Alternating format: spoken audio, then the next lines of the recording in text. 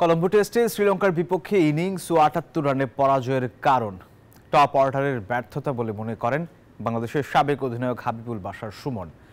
যদিও এই হার ওয়ানডে সিরিজে প্রভাব পড়বে না বলেও আশা করেন তিনি। তৃতীয় দিনের শেষে যে আশঙ্কা তৈরি হয়েছিল চতুর্থ দিনের সকালেই সেটি বাস্তবে রূপ নেয়। কলম্বোতে ব্যাটিং বিপর্যয়ের ধারাবাহিকতায় চতুর্থ দিনে বাংলাদেশ টিকতে পারল মাত্র ৩৪ বল। দুই ইনিংসই ব্যর্থ ব্যাটাররা, ফল ইনিংস ও ৭৮ রানের লজ্জার হার। প্রথম টেস্ট ড্র হওয়ার পর এই ম্যাচে জয় পেলেই সিরিজ জেতার সুযোগ ছিল টাইগারদের সামনে, কিন্তু সেই সুযোগ কাজে লাগাতে পারল না বাংলাদেশ। বরং শ্রীলঙ্কার দাপট দেখিয়ে সিরিজ নিশ্চিত করলো ১-০ ব্যবধানে। প্রথম টেস্ট ম্যাচ যত ভালো খেলেছিলাম, সেকেন্ড টেস্ট ম্যাচটা আসলে তার থেকেও খারাপ খেললাম।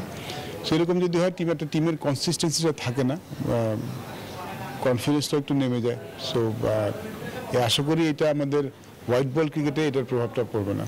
বাংলাদেশের ব্যর্থতার দায়টা বড় করে দিচ্ছেন সাবেক অধিনায়ক হাবিবুল বাশার। বিশেষ করে টপ অর্ডারের বাজে পারফরমেন্সই এই ভরাডুবি, এমনটাই তার মত। ওপেনিংটা খুব ইম্পর্টেন্ট। ওপেনিংটা ফেল করলে আসলে বাকিদের কাজটা একটু কঠিন হয়ে যায়। সো ১-২-৩ যদি রান না করে, মমিনুলের কাছ থেকে সবসময় তো আশাটা একটু বেশি থাকে। মমিনুল ফেল করেছে, সো ওইখানে আসলে আমাদের সমস্যা বেশি হচ্ছে। টেস্ট সিরিজ হারলেও এখন নজর ওয়ানডে সিরিজে, সেখানে ঘুরে দাঁড়ানোর প্রত্যয়ই মাঠে নামবে টাইগাররা। ইমরান হোসেন, নিউজ 24, ঢাকা। বান্ডেল থাকলে প্রতি সেনমানিতে টাকা বাঁচবে। বিকাশ সেনমানি বান্ডেল কিনে জিতুন প্রতি লেনদেনে।